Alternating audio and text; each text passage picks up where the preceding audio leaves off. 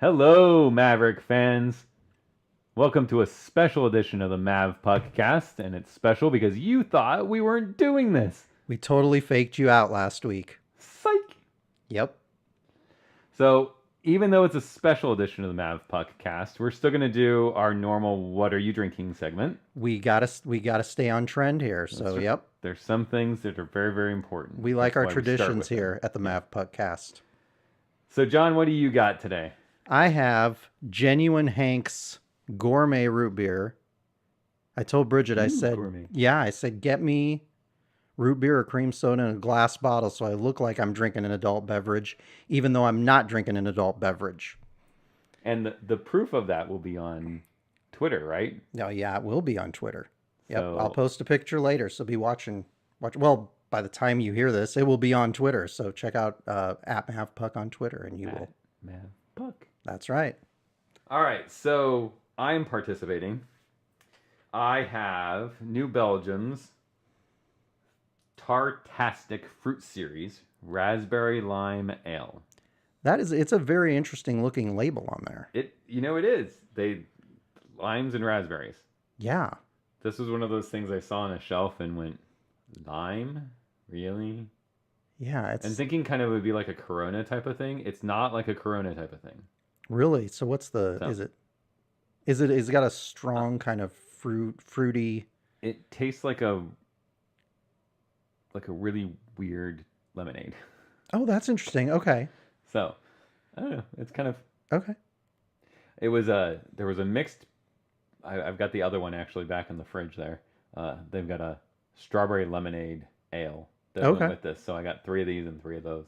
Okay, great. Well, maybe we'll hear about one of those on a future Ah. episode of this. I'm guessing Podcast. that sooner or later that will show up on a "What are we drinking?" segment. Okay, great. So, where should we start? We're doing this as a special recruiting prospects. Yeah, and we weren't going to do this because you guys were on a youth hockey trip in Mankato last weekend. We were MIA this weekend. And I saw some pictures. It sounded like your daughter's team did well. So is that a 10U team that she plays on? Yeah, she plays for the Lady Junior Lancers, the 10U Okay. team here in Omaha, and they did exceptionally well, I thought. Awesome. It was we have discovered that they are capable of playing in close games.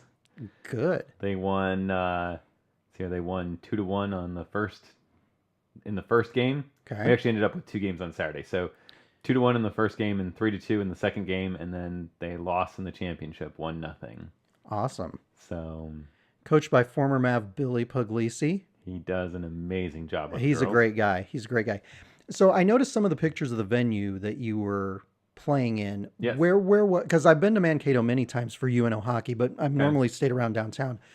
Was this a venue that was like on campus, or was this just somewhere within the city limits of Mankato? It's near campus, not on campus. Okay. It's where the team practices. Or Okay, so used this- to practice. So This serves or may have served as their practice facility. I'm pretty sure that it still does because they still play. Their actual rink that they play at is not on campus.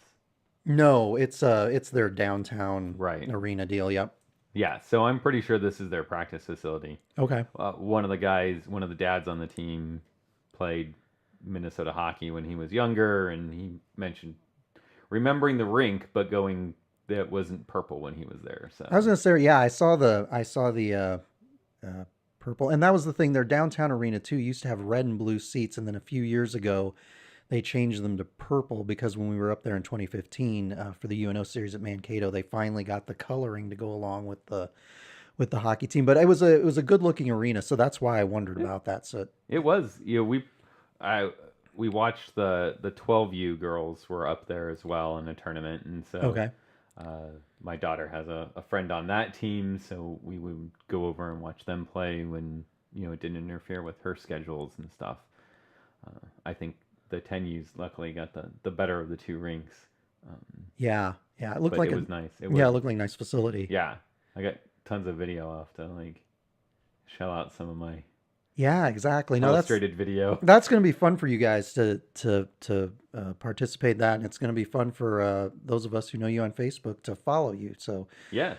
that'll be fun this season. But it does, it does remind you that a lot of the recruits, or all the recruits coming into UNO, they this is the way they started out, by Yep. playing youth hockey.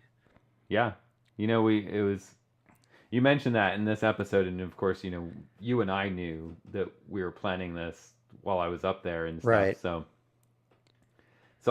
we're at the rink, and you're seeing all these kids come in that are 13s. Sure. I think there was a couple that maybe they were 14s or so, and I'm just thinking, man, these are the guys that they're recruiting in a few years. That they're, we talked about the changes and stuff, and Isn't it maybe a crazy few how more young? years than a couple, but Yeah, I mean, Miami of Ohio I believe they just got a commitment from a 14-year-old. I mean, it's insane when you see a 14-year-old. and think, yeah, Yeah, it's crazy. yeah, or the fact that my daughter's less than 4 years away from something like that. I know, isn't that amazing? But it really does make you think UNO needs to get off their rear ends and get going with this women's hockey program. Otherwise, it's going to be too late for my kids. I know you and I like that. I want to have another team at UNO that I can start a new attendance streak for, so I can completely annoy my life schedule with that. So yeah, we definitely need a women's team at some point down the road. So if you're listening to us, you know, let's get Kemp, the get on wheels this. turning. Yeah, let's get the wheels turning, Kemp. Yeah. I'm sure he listens to us, right? Without a doubt, he listens to us. Every word. Oh yeah, yeah, it's his favorite show.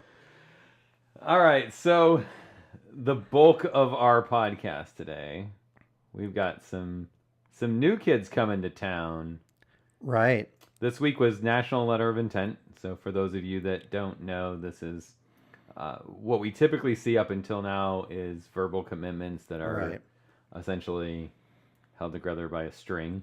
Yeah, you can't count on those verbals. I mean, that was kind of the back in the heyday of the Mavpuck message board before social media.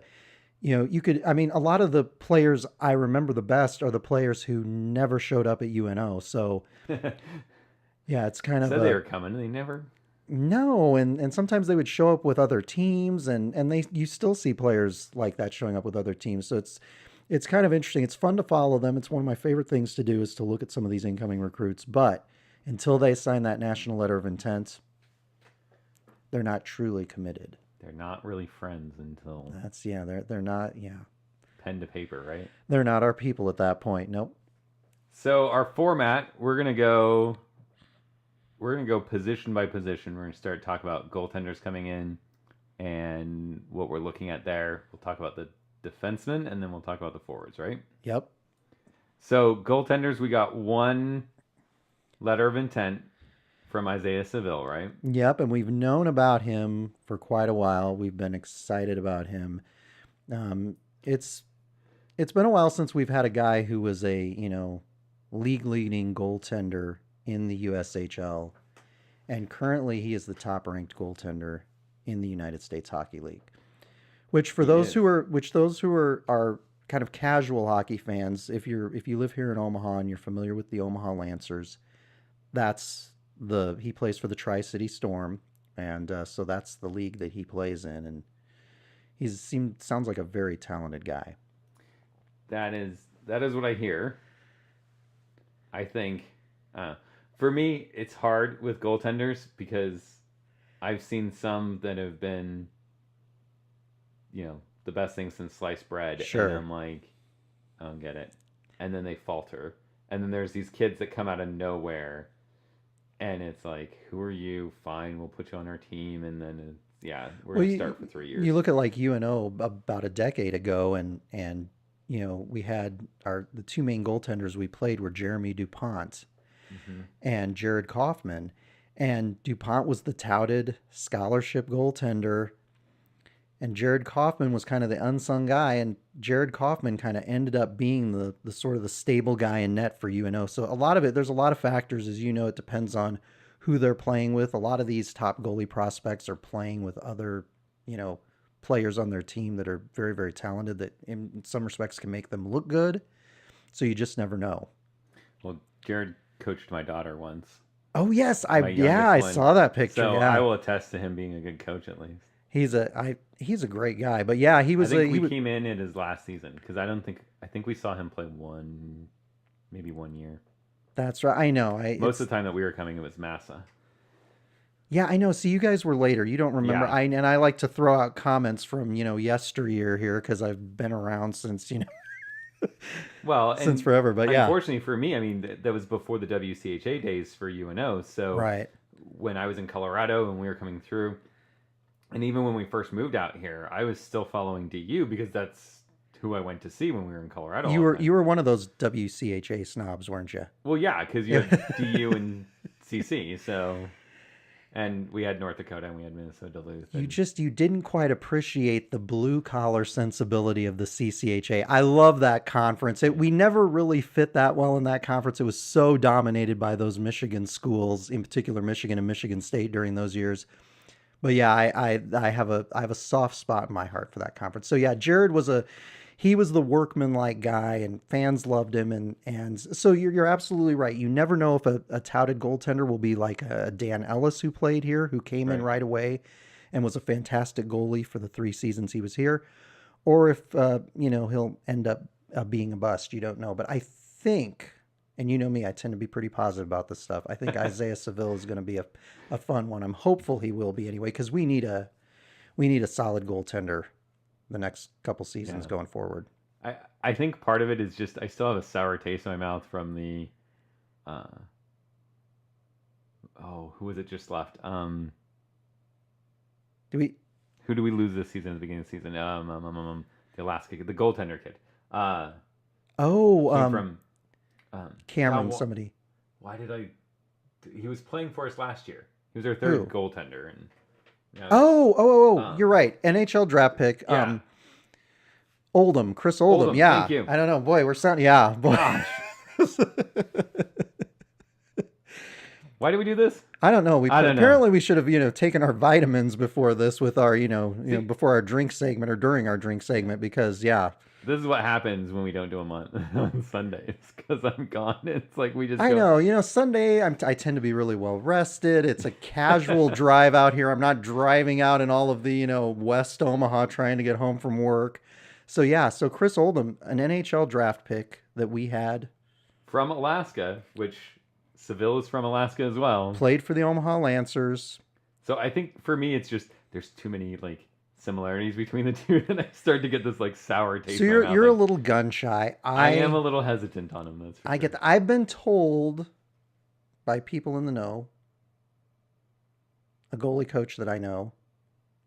Well, I heard it from somebody who talked to the goalie coach I know, but the goalie coach I know said he's the real deal. So Yes, I will say, knowing someone, he came through the Thunderbird system okay, in Colorado, and having been from Colorado, I still know some people out there. So Right. I talked to some people out there, and the consensus I got from them was that he is very talented and that we should be excited to have him come to Omaha.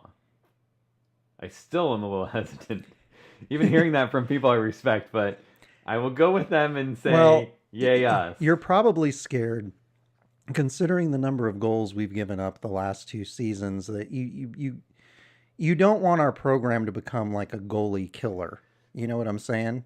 Well, and I mean, goaltenders have a tendency to be standouts. They see 30, 40 shots on net, and you can put a lot of focus on them. Right. You have to. We used to say that you have to be a very special head case to play goaltender, Yeah. because you can't be very arrogant No. unless you're Patrick Waugh, and then you're Yeah. beyond arrogant. But you have to have this I don't know, just this. There's this strange thing about goaltenders that is very endearing, but it does take a special kind, I guess. And I part of me wonders with Seville.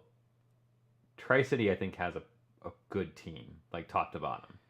Right. So how much of his success is what's in front of him? I mean, if you've got a crazy ridiculous puck control team, and he doesn't see more than like 20 shots on goal, you could have a kid that's not very good looking really really good. I don't think that's the case with Seville, but you do always have to qualify with goaltenders, like how much of it is the system that the team plays in and the methods that they do, and are they being successful with and wanting to do, and the talent on the ice in front of him. Yeah, you just that's the big question mark. Yeah, what does he get when he gets here?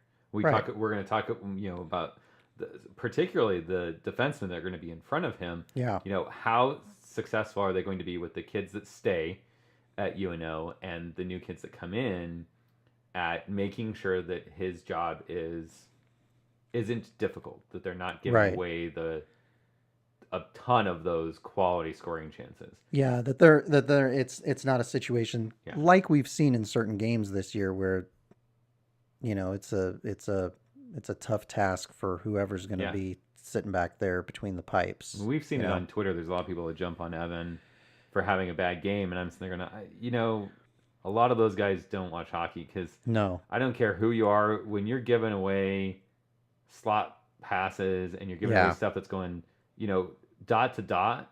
Yeah. I mean, that's a long way for a goaltender to go. And he's going to make some saves every once in a while sliding across there, but statistically speaking, he's going to let in more of those than he saves. Oh yeah. And we need to, as a team right now, we need to shut those down. And, well, we talk about that Western Michigan game where they blocked, I think it was 20 some shots that game. I mean, it was a good performance, and they need to do more of that. Yeah. Fill the lanes, claps down. So it'll be interesting to see. I mean, but just, for the record, he has a 1.54 goals against average, which anything under 2 is good. I would kill for a Maverick team that gave up 2 or fewer goals per game. Absolutely. So let's move on. Let's start talking about these kids that are going to try to help him have an easy job. Colby Jens, let's start with him. Colby Jens, North Dakota kid, played in Minot. At least he didn't go to North Dakota. He didn't go to North Dakota. He decided to come he does have some brains. We can give him that, right? Oh, absolutely. He made the right choice. And I believe in one of the articles I read, and I could be wrong, but I believe he mentioned that there had been some kids from up in that area that had come played hockey down here, like Mason Morelli, and that had an impact on him. So, but that's good. Yeah, keep that going. That's right. We like those guys. How much North Dakota actually recruits in North Dakota, though? So. Yeah, they recruit all over. So usually, they don't really have to do much recruiting. I mean, people. No, exactly. Like so what do you think about Colby Jens coming in? I like him. I think size-wise, I like that we're going after some bigger defensemen. He's 6. Is he 6'2" listed? Yep. 6'2". 6'2", 200 pounds. 201 on Elite Prospects. So 6 foot, 201. He should probably put on another 10 pounds of muscle. Yeah, and I would imagine that will happen here. Yeah. Don't you think? I would hope so. I mean, they get a pretty good strength conditioning program, so they'll have a target for him on where he should be. The funny thing about him, I was watching some videos and stuff. I found some videos and stuff on him. Okay. And the thing that I noticed was that he didn't. Sometimes guys like Chara, classic example. The guy's tall and he looks tall, and you just know it. And this guy's 6'2", and I would not have guessed that he was 6'2". Really? He plays a pretty aggressive skating style. Okay. And so I think that can help us. I think that can save him if he is out of position a little bit. Sure. I know when we coached high school in Colorado, we focused on our defensemen a lot on, unfortunately, things that you can't really see. Right. We focused a lot on their head, their mental game. Yeah. And I mean, until he gets here and plays some games, the clips and stuff that I can find on YouTube and ENCE and the Canadian hockey clubs and things like that, like scattering reports and Elite Prospects. I mean, those types of, they're just throwing together highlight reels, and that stuff's just not going to tell you a whole lot on a defenseman. It's always hard to tell. A lot of times, when you look at defensive hockey, just in general, you're looking at a guy who, a lot of times the most important plays happen away from the puck, and so you're right. When it's a highlight reel, in those instances, you're looking for a great check, or you're looking for, an assist or a goal that a defenseman happens to get. So, and that said, he has in 17 games 2 goals and 4 assists with the Central Illinois Flying Aces. There we go. Yeah, and I don't know what that tells us exactly. It's still early in the season, but Yeah, I don't want to. I kind of don't want to jump into this too early because we still have other defensemen to talk about. Right. But part of this is like, I wonder if this is the writing on the wall telling us kind of what Coach Gabinet's kind of going for. Like, yeah, I mean, what do you think Gabinet's of philosophy going forward is going to be?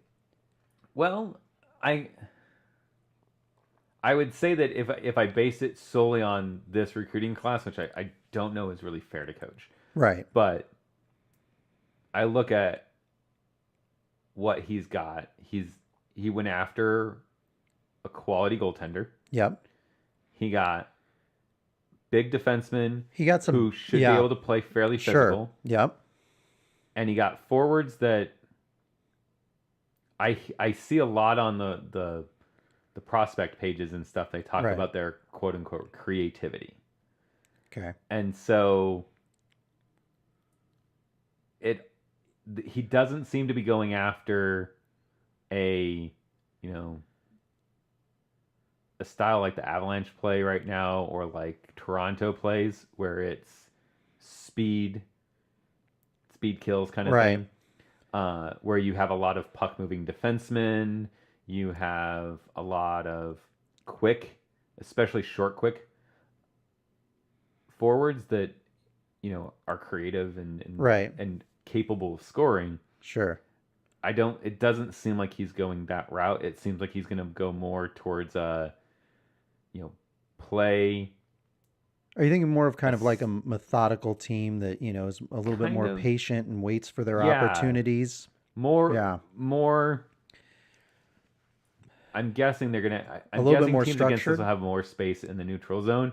Okay. But they're going to work on pursuit and collapse and, give them a little bit of room and then take it away quickly. Okay. And then you need that creativity to then move the puck the other way quickly and get a decent chance on that. So, because you're not going to be relying on some kid that can run the 440 type of thing. Yeah.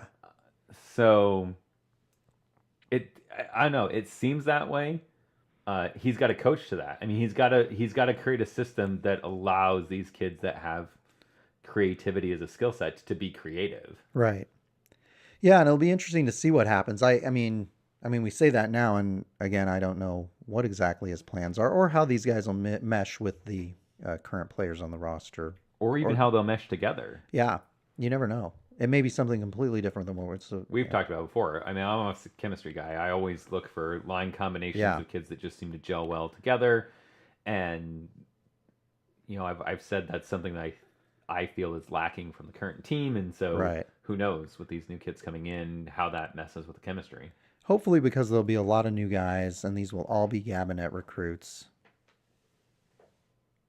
that they'll all mesh well together. They're all coming in together. That usually helps too. Yeah. I mean, they'll go through some stuff with orientation, that stuff together, so they'll be able to bond together. Yeah. But like you pointed out, I mean, then it's how do you mix in with the rest of the guys? Right, exactly. That have been here for 2-3 years. Yeah, who were playing Dean Blaze hockey, and we still don't quite yet know what Gabinet wants to do with the team. So, we're trying to read the tea leaves here and see if we can guess. Gabinet's probably like, these guys have no idea what they're talking about. But yeah, I'm sure there's people out there that are going to tweet us. Oh, I'm sure. Yeah. Stupid. Yeah. That's all right. Guys have no idea what you're talking about. So I can handle it. Whatever. I know. So, all right. So our next up on the list, our next defenseman, I believe we talked about him just briefly in the very first episode of the Mavpuckcast, which seems like, it seems like we've been doing this now like 6 months. Episode 8. Yeah. Exactly. Alexander Roy, who they seem to refer to him on all the, statistical charts as Alex Roy. So we'll refer to him as Alex. That's fine as long as Blankenberg's not here anymore, because Exactly. We don't want two Alexes on. I can't handle that. It's too confusing. So he's a big boy. He's 6'5". Yeah, I'd say that. 6'5", what, about 210 pounds? Big kid. Again, that's what I've seen. 210. I think they need to go weigh this kid again, because Yeah, he kind of looks like a linebacker in there. Yeah, and we talk about this, people that I've talked to and that stuff. And I am in this camp. I think this is the kid I expect the most from. I think this is probably our bet. I would put him as a better recruit than Seville. Just from our needs and what we've seen, I like this kid the most out of our class. I'll take the blue chip goalie, dude. You'll take the chip goalie. But you're excited about you're excited about the big defenseman. I completely understand. He looks like a big physical kind of player. Could be important for us in the lineup. He hits. Yep. I mean, and he's the nice thing is that from what I've been told, not having been able to find video on any of this stuff, is right. He is a formidable force, and the guys that play against him, you have to know where he is, because if you don't, he'll lay out some bodies. You know where he is, and it's not going to feel good. Well, that's what we need. We need some good physical, hard-hitting players. I mean, obviously, it depends on who you play, but we need some guys who can be physical, because we haven't always been a physical team in recent years. So this will be. And then the other thing that I like is that he's physical, but he doesn't seem to take a ton of penalty minutes. That's important. He's smart about when to use it and how to use it. Yeah, he doesn't spend a lot of time in the box. Right. Because that can kill you. We've seen that with, it used to be a Western Michigan thing. I mean, they used to have big kids that would bruise you, but they'd also have to kill off 10 penalties. Again, that you're right. Those old former CCHA teams, that's kind of hockey that they played. And then they'd come in and they'd play at Denver, and it's like, you can hit us and go sit in the box, and we'll score 3 out of 4 times. Right. And we're going to beat you badly, not because we were necessarily a better team, but because we were 60-some percent. Like, I remember Denver scored 9 out of 10 on Western Michigan on the power play ones, and won 9-2. Like, wow, yeah. Literally, their entire game was, when you sit down, we're going to put the puck in the back of the net. Exactly. So. And as an aside, speaking of Western Michigan, that sweep at North Dakota this last weekend was surprising and impressive and everything else. So it was, which should help us in the rankings that shall. Yes, the rankings that Connor does not want us to talk about, and we're not going to talk about them. But that was it just before we get back to the players here, that makes me feel a little bit better about that. It makes me feel a little bit better about that split we got up there. Miami's ranked, and we split them too. Yep. So we're on our way. All right, up next, Brandon Scanlon. We just found out today that he signed a national letter of intent. So we had wondered, because he seemed like a guy who he seemed like a guy who would come in. I was excited for him to come in. Plays for the Brooks Bruins in the Alberta Junior Hockey League. Seems like a good player. He seems, unfortunately, in our world, we're having to call him a small defenseman, because he's only like 190 pounds. Yeah. 6'3", 190 pounds, and he's a, small defense. So another big boy. Another tall, yeah. Yep. I think for me, he seems probably the most offensively capable. That's what I was going to say. He looks to be an offensive defenseman, which could be good for us. Question is, where do you pair him? But that's crazy. 33 assists last season with the Brooks Bandits. Puck moving defenseman. That's right. Yeah. Well, and that's good, because I think he's seeing lanes. That's going to be with any puck moving defenseman. The key is can they see the lane when the lane's not there? Because if you wait until you see the lane's going to close. Right. These teams are good enough, and some of that, from what I hear, is kind of what he's seeing right now. with the season is that they're playing a little bit better, and he's not. He's a little hesitant and a little behind on some of the passes. Once he gets that timing down, he'll be back up to scoring the way he was. So he may struggle the first year just with the speed and the size and everything and the skill level that comes with playing college hockey. Yeah, as he transitions from the Alberta League to the NCAA, but once he gets it under his feet, hopefully he'll be producing the way we've seen him produce. He's been pretty consistent. He is, yeah, he has. Yeah, I mean, if you look at those numbers, I mean, he's got a lot of playing experience. Yeah. He's a 19-year-old, so it's pretty common with defensemen to see them. You know, they'll have a really good season where they'll produce a lot of points, and they'll have a season where they don't produce very many points. But he is. I'm just looking at the numbers here on Elite Prospects, and he seems to be really consistent.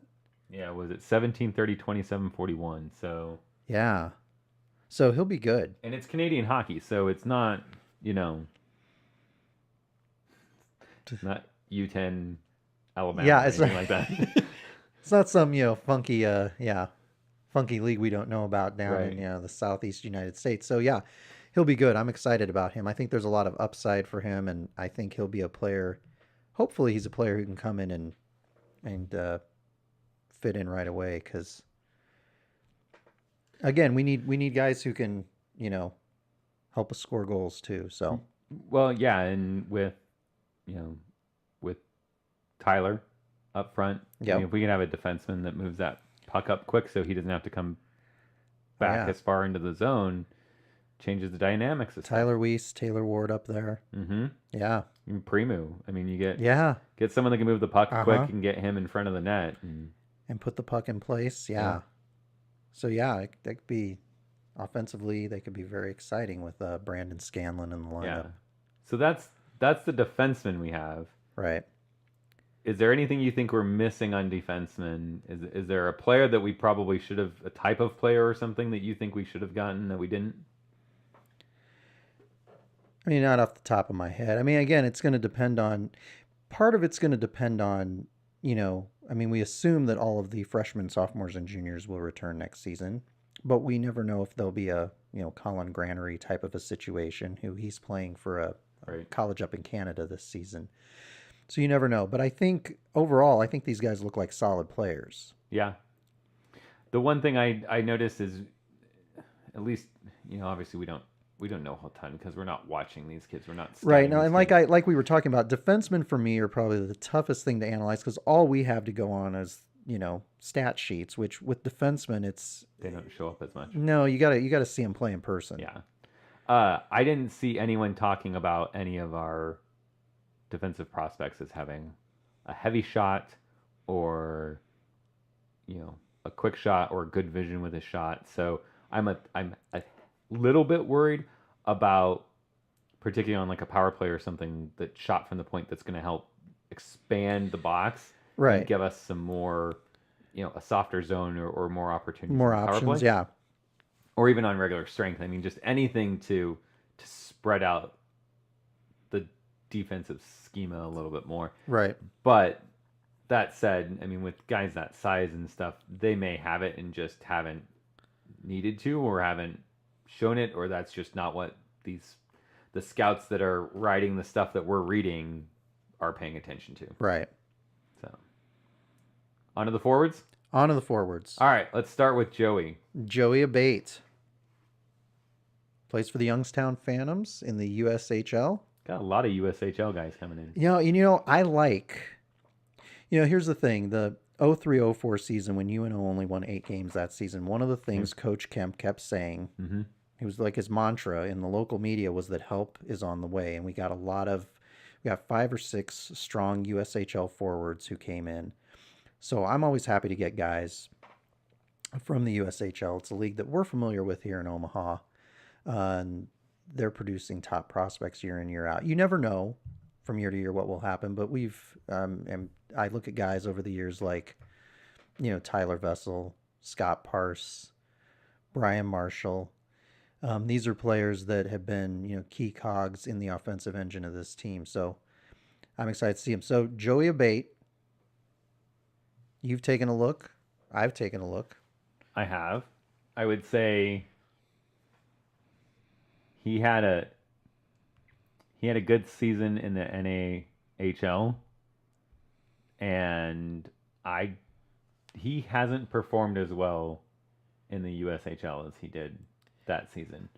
And No. I don't know if That that makes me cautious on him, just because has he reached the point where the talent is above him? right. And that's something that's interesting. Again, you know me, I try to be positive on these broadcasts. But he is currently, and obviously it's early in the USHL season, but he is currently ranked 52nd in points. But of all of our recruits, well, that are coming from the USHL, he is the top point producer at this point. So I don't know. Right. Yeah, again, I don't know what that tells you, but I do see what you're looking at here on the numbers, because when he was with, The Janesville Jets. right, he had a big year with the Janesville Jets. So then he had 1 year with the Lancers. He had part of a season with the Lancers, and he got traded. He split with the Lancers. right. And then, my guess is that's the Lancers looked at him and said, "This kid's golden." Brought him in and went, "This isn't working out." yeah, Which very well may be system, because Yeah. I'm not one. I know a lot of people jump on kids when they come in and they don't perform, and I typically, unless I see something that tells me that it's really the kid, I try to give them the benefit of the doubt and say it's probably just the system in Omaha wasn't right for him. right. And so that said, he was with, like we said, he played part of the season with the Lancers, 12 games, and then he played the rest of the season with the Youngstown Phantoms. And he had 5 goals and 10 assists. Now this year so far he has 6 goals and 5 assists. So, you never know what those numbers will look like Right. when, March rolls around. So he may be, yeah, it's one of those, it's Can hard he to keep it up? Can he have a good season before he steps up right. to college hockey? Because you look at, some of the recruiting class we've had, like for example, the 2014 recruiting class came in, you had Tyler Vessel, and then you had his cohort also on the Lancers, whose name is escaping me, who led the USHL that year. What year was that? That was 2014. 14? Yeah, hold on. Who? I think I got this. Jake Randolph. Randolph. Yeah, Randolph and Vessel. Where's my favorite number? Yeah, Randolph was number 1 in points that year. Vessel was number 3 in points that year. So we always get excited when we see those guys putting up big numbers. Now, that said, we've had guys who put up big numbers in the USHL who haven't put up big numbers when they've gotten to college. So you just don't know. But yeah, like I said, of the USHL forwards that we're bringing in this season, he is the leader thus far. Next up, talk about Josh Boyer. Boyer. What do you think about Josh? What do you expect from this kid coming in? Josh is with the Madison Capitals, and he was in the North American Hockey League just last season. He was with the Brookings Blizzard.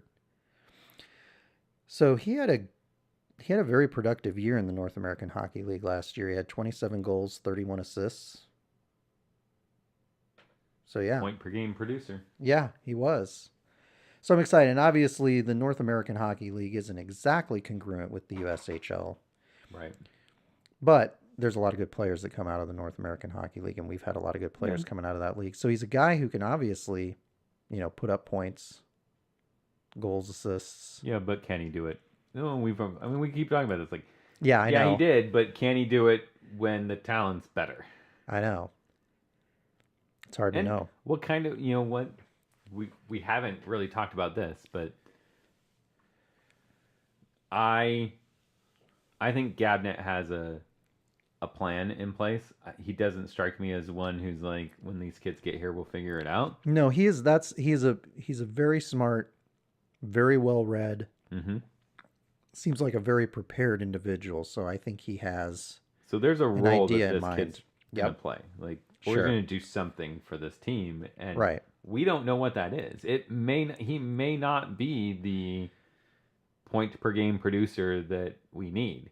Right. His role may be as an assist man. His role may be as a defensive specialist. He may be an offense. That's one of the things that, unfortunately, a lot of the stuff that's in track is, what's his plus minus? Does he play power play or penalty kill? Does he Sure. is he a center and taking face-offs? And you and I have not watched enough junior hockey to know. We'll have to get out. We'll have to go watch some USHL games this season, and Yeah. when some of these guys come to town and Especially see how they when look. Muskegee comes in down. Yeah, I know, because that seems to be our farm Yeah. team right now. Yeah, Yeah. exactly. So I don't know, but you see these guys who, and obviously it's a different transition Right. when they move from the North American Hockey League to the USHL. But I mean, here's what I would say, Jason. I mean, the fact of the matter is, you look at Josh Boyer, you look at Joey Abate. They've put up numbers before. They may put up big numbers for UNO. They certainly have the potential to Yep. do it. And I've talked to some people at UNO games and stuff that have talked about former players, particularly when we made the transition from Blaze to Gabnet. They were quality kids. They weren't your Jake Gensloss and Ortega kids, Right. but they weren't producing, and it wasn't because they weren't talented. It was because the system didn't really fit their style. Their style of play. And then Gabnet comes in and says, well, let's move you around. Let's do something different. Let's put you in a better spot. And suddenly, Luke Nogard's getting... Yeah, exactly right. Yep. he had a 2-goal game. And Yeah. it's like, I couldn't have told you if he had ever scored prior to He his senior season. he was not one of those, highly touted, you get excited about Right. forwards coming in. But you need those guys. You do. You're not going to recruit a bunch of Jake Gensloss and Ortegas. No, you need the Justin Parizeks of the world. Right. Yep. Absolutely. You need the guys that are going to grind. You need someone who's going to win faceoffs. We've struggled a little bit with that throughout the season. We've had periods where we've done really good, and then we've dropped off. We'd have games where we do all right, and then games where we did terrible. So some consistency inside the dot would help us. We need guys who are going to execute what Mike Gabinet wants them to execute. There's a lot of right-handed shots that he's bringing in, so that's... Yeah, I think he had He's probably going to change he had the told direction that they go on the breakout. I and the think direction that they go didn't with he tell puck. somebody before the season started that we had an awful lot of left-handers on the I team? did say we needed some right-handers. And it's was that Coach you? listens to me. Yeah. Oh yeah. Okay, I'm sure yeah. So he went out and got some. Yeah, I as a left-hander, I'm happy with left-handers, but yeah, yeah, I know exactly what you're saying. So yeah, you were the one who mentioned that. I knew it was somebody who was telling me that. Yeah. So yeah, apparently I'm talking to you all the time. So Apparently we hang out too yeah, much. exactly. Okay, so we've looked at Josh. We're excited about Josh and Joey, and now we're on to Ryan Brichette. Yeah, plays for the Powell River Kings in the BCHL. He is not a USHL guy. Can we say that about him? No, but some of my favorite players like Jeff Hogan and Greg Zanin were BCHL guys, so I love the British Columbia. Well, that's awesome. I did not know that about them. You didn't know that? No, I did not. That's neat. Okay. See, that's what happens when we're dealing with somebody, Mr. Analyst here who's from, Colorado. Apparently I have to be the institutional memory. Yeah, so those guys are among my favorite players. We had a lot of BCHL guys in those early years. Yeah. Yep. It's a good league. It really is fun a to good league. watch. If you've ever seen, I caught some games on television once. Yeah. It's entertaining. The kids are definitely talented. Oh, without a doubt. Yeah, and so, obviously, like I said, I like those USHL forwards, but it's great to get those guys from the BCHL in here. So, And he's having a really good season. He's Yep. 31 points in 24 games right now. Yes, so he he's is. bettering than a point a game. that's right. A And little bit smaller, 5'11". Yeah, He's gonna look really tiny against our 6'3", 6'5" defenseman. Yeah, he among point producers in the BCHL right now, he is currently 10th with 30 points, 14 goals, 16 assists. He got another assist.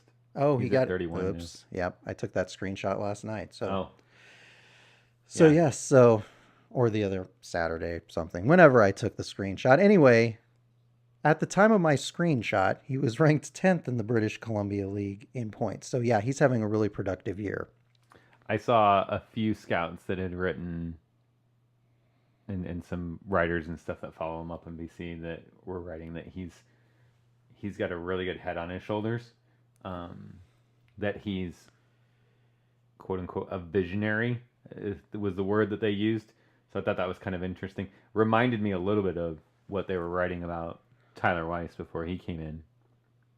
Right. Just his vision and his skill set with the puck and that stuff about needing to put on a little bit more weight and get a little bit more durable. Although he Right. seems to do just fine in the VCHL. He's a little bit older, but here's the kind of cool thing. He's played a lot of junior hockey over the years. I actually did a blog post on Ryan Brochette. Oh yeah, Believe it or yeah, I did. It's just way to go! yeah, it just popped into my head that I did that. But what's very interesting. Everyone go read John's blog. Yeah, go to Mavpuck and click on news, and you can find the blog post. I believe he was tied in 2015 to Providence College.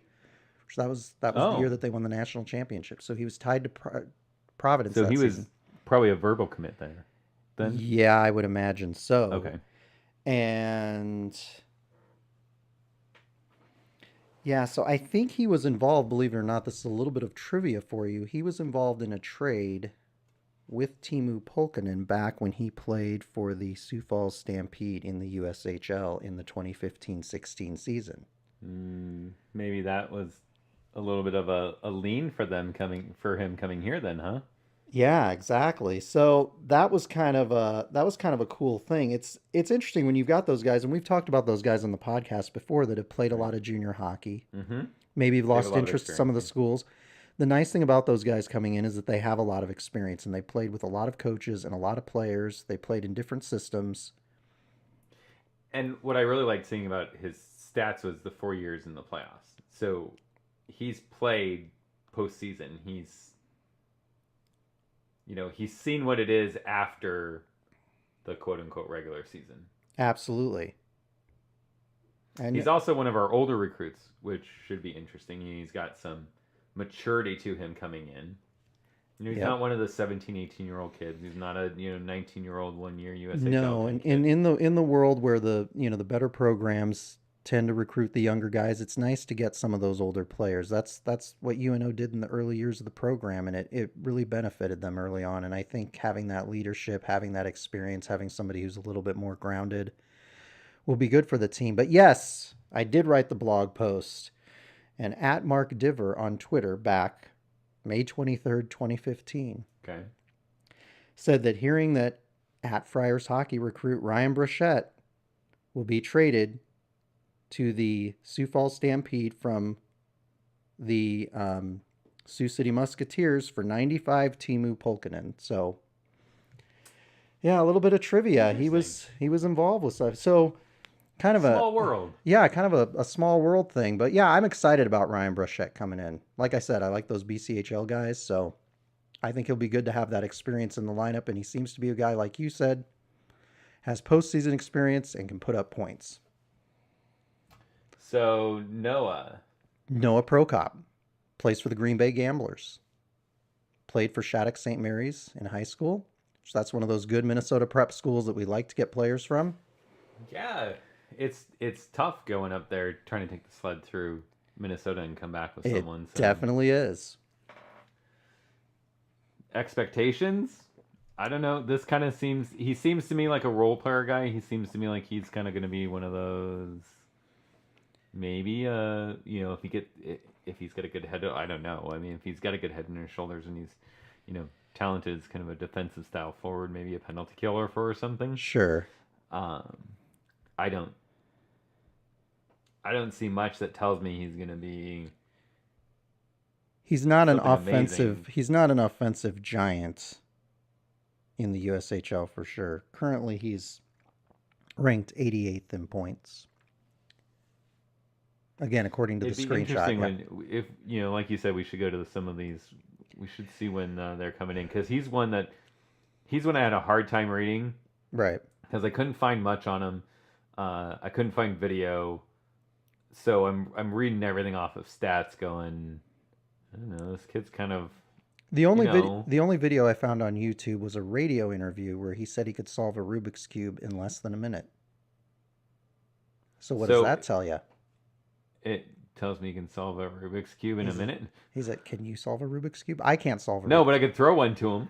Yeah, well, I could take a little screwdriver and pop it apart and put it back together that way, or Glue all take the the, little things back on. or do like when I was a kid, because I'm older than you, so I was alive when the Rubik's cube first came out, and everybody would take the stickers off and put them back on, and then the stickers would be in a perpetual state of just falling off. But it says to me he's a smart kid. I solved one once, but I watched the YouTube video while I was doing it. Okay, well that doesn't count. But It maybe is, I solved it. But I don't know. But maybe he did too. I don't know. But anyway, I'm pretty sure you can't watch the video in a minute and still solve it. yeah. I think No, he's actually like the real deal when it comes to solving Rubik's cubes. I think I he just is. He don't know seems that like a that means for smart his kid. hockey skills. He seems like a smart kid.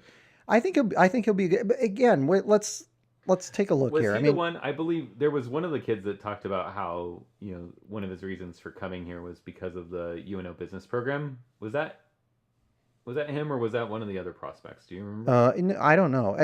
I do remember seeing that, but I don't remember if it was him or not. Man, I'm gonna have to go back and find that. I I want to don't say know. it was him, or maybe. No, I really think it was him. Was it? I kind of really do.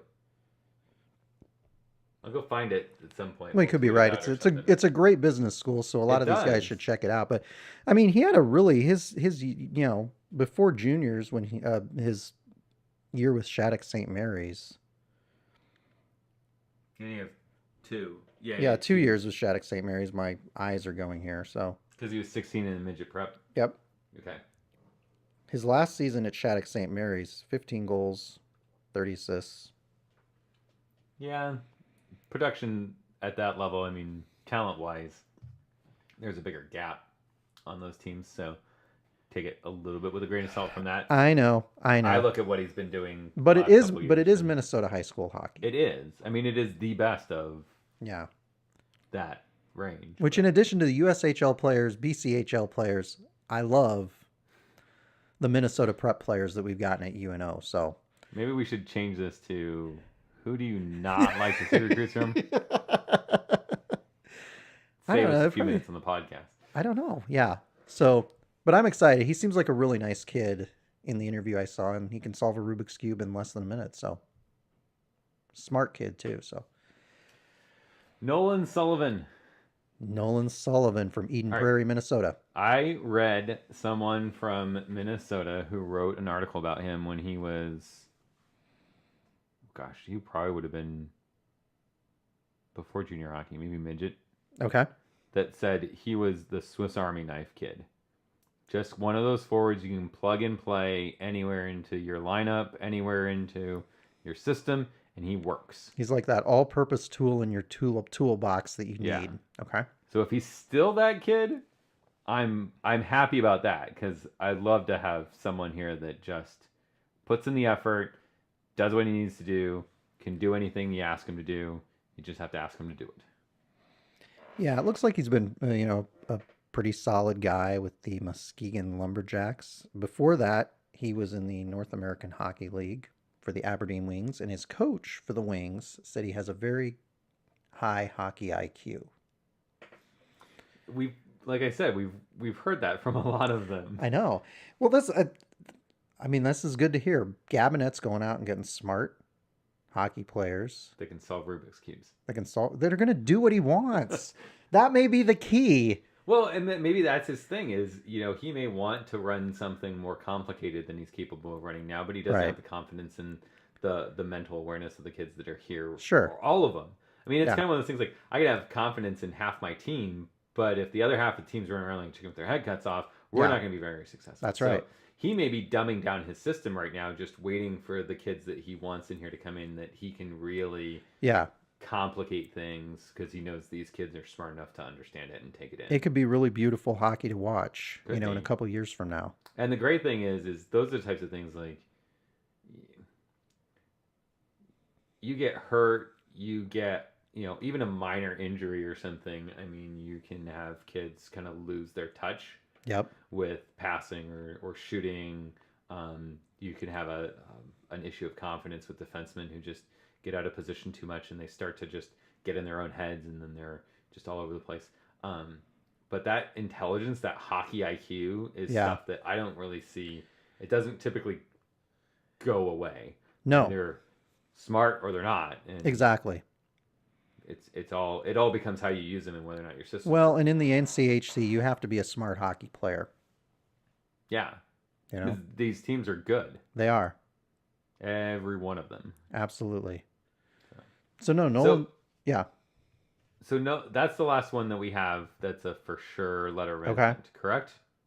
I think so. Is that the last one on our? I think that's the last one on our list. That's last we've week. got a couple extras to talk and about. How many is that? How many is that? 9 guys so far? 8 guys? 9? It's 9. Okay. And then we've got a few that we're not sure about. One of the, Davis Pennington was listed on some sites as a 2019 recruit, but it's just his rookie season in the North American Hockey League. So I would say same with Bremer too. Like these are kids that seem to have committed to UNO, but still have eligibility, so they may not be 1920s, right? Bremer's interesting. He played in the Alberta League last year, and now he's with the Muskegon Lumberjacks. It's our farm team. Seriously, we have to go to their games. Yeah, we got it. When they come we'll have to make a point if it works out with our schedule to go see them. We'll make our schedules work around it. It's hockey. That's kind of how my life I'm not going to miss UNO hockey for anything, really. That's true. Funerals. We've left weddings early to preserve this 440 whatever attendance streak. So, yeah, Brock Bremer's a guy. I did a blog post on him, so you can check that out in the news section on Mavpuck. He's a guy that I'm excited about. He's one I kind of hope that he is a 1920. I hope he is I'd too. like to have him here. Yeah. This is one of those we just don't know. We don't, because he has that, like the other guys we just mentioned, because they have eligibility at lower levels. Maybe the plan is to wait and bring him in. It depends on what Gabinet wants to do. We have 10 departing seniors, so you would assume we would have 10 new players coming in. But again, it depends. It depends on what they want to do for themselves too, because if you're looking at it saying, hey, a little bit more time in a USHL team or junior hockey or up in Canada or something like that, another year is going to increase my NHL draft capabilities. Right. You may want to hang out and try to get into a second, third, fourth round rather than a 6th round pick, and then go to college. Exactly. And the other thing too is that we're bringing in a lot of freshmen next year. And one of the things I remember this from years ago, one of the things David Quinn, when he was an assistant at UNO, one of the things he said is they really want to try to achieve more balance in recruiting classes. So you have more like a situation where you're bringing in, like 5 or 6 guys a year as opposed to these, because he talked about there was, I think that was in the era when Niagara was really good. Well, their team had I think 10 or 12 seniors at the time. Right. So it was kind of that one, the upperclassmen loaded team. And he said, we really like to have the balance so you're not trying to have to reinvent the wheel, every couple years, Yeah, I mean, that's how North Dakota and Minnesota for a long time, and Michigan and Denver. I mean, those are teams that were all talented year in and year out. They always had a shot because they had a nice pipeline of kids that came in that you knew were going to be fits for a system that already existed. Yeah. You weren't reinventing the wheel every season, and you were saying we're losing a star caliber goal scorer, so we need to bring in a star caliber goal scorer. It made it a lot easier, but obviously UNO's a situation right now, and we'll see how the rest of the season goes because I'm hopeful that they can get things going in the second half. But like I said, you don't know what the coaches are going to look at and say this is what we really need to do going forward to kind of get this team turned around and get them competitive on a consistent basis. So I've got one more thing before we sign off. Do you have anything else before we sign off? I don't have anything else about these recruits, but we're excited to see these guys come in. So we're looking forward to them being Mavericks, and I'm sure we'll be talking about them more as the season goes on.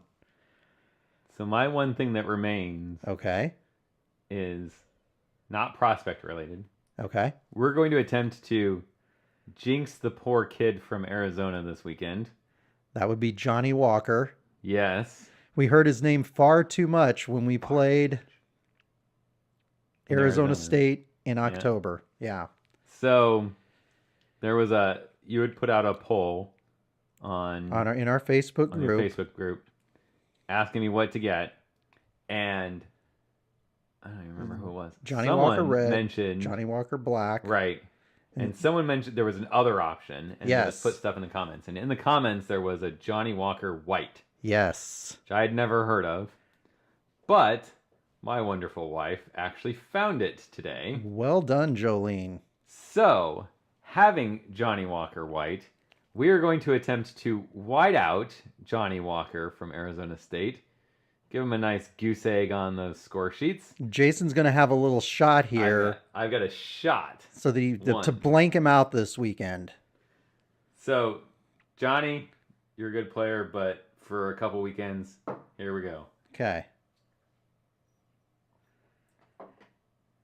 That's actually pretty decent. That's pretty good. Did it clear up your sinuses? I'm probably not getting sick. And Ooh. it's kind of like it's got a late kick. That's Yeah. kinda interesting. Just a... So I think the winner was black. So if No. we get smoked by Arizona State, I'm probably gonna have to get a bottle of black. But Yeah. We'll see how it goes. Hopefully, we'll have something to celebrate on Sunday. so with that said, I think sign off here. We'll be back on. Wrap it up. Yeah. We'd like to wish you guys a happy Thanksgiving this week. Yes, please enjoy some time with your family. Yep. Come out to the UNO games at Baxter Arena on Friday and Saturday. Friday and Saturday. And be sure 7:00 starts, right? Both of them? Absolutely. Okay. Be sure to follow Mavpuck on Facebook and Twitter. Yes. Be sure to listen to back episodes of the podcast if you haven't already, because we've got a lot of good stuff in there. And if you want to find the links to those, visit mavpuck.com. And make sure you subscribe on YouTube because we need 100 subscribers. Yeah, we're up to 40. I think we're up to 46. We're almost halfway there. Yeah, we are. So yeah, again, because we So tell want a friend. to claim our custom domain name. So I yeah, know. search Motivation. Mavpuckcast on YouTube. Mavpuckcast on YouTube. Come on. Yes, and subscribe Subscribe. and like while you're there too. That'd be a good thing. Yep, Feel free to comment too, right? that's We'll pay as attention. long as they're positive comments. Sure. Yeah, well, if they're not, we just would ignore them. Yeah, we will. It's kind of what I do with most people in my life. Yeah, we don't care. Okay, All right, guys. Y'all take care of yourself. We'll see you at the games on Friday and Saturday. go Mavs.